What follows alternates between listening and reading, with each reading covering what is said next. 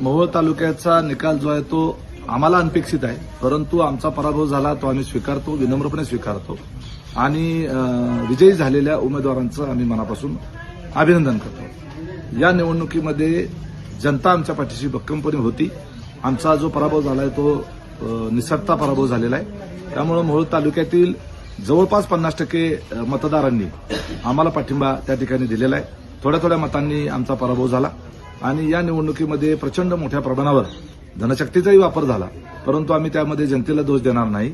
जनता सुज्ञ असते आणि तो जरी त्यांना पैसे वाटले गेले असले तरी मतदान करत असताना ती सुज्ञपणे मतदान करते।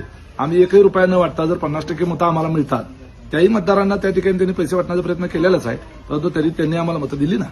त्यामुळे पराभव हा पराभव असतो, आम्ही तो विनम्रपणे स्वीकारतो।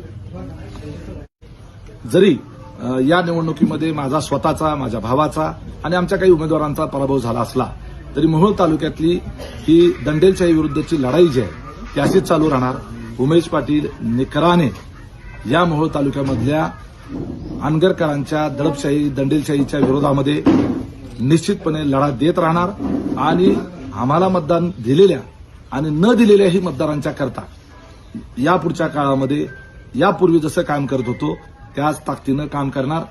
विद्यमान आमदार हे आमच्या सोबत आहेत आणि आमदारांची ताकद आमच्या पाठीशी असल्यामुळे त्या मोहोळ तालुक्यातल्या जनतेनं आता उमेशदादाचा पराभव झाला कसं होणार अशी चिंता अजिबात करू नये।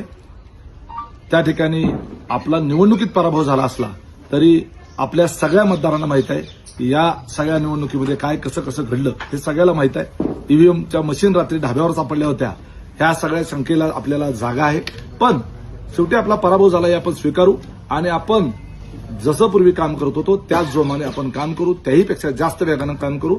आपल्याला आणखी जास्त काम करण्याची आवश्यकता आहे, हा या निवडणुकीतनं मी स्वतः बोध घेतोय।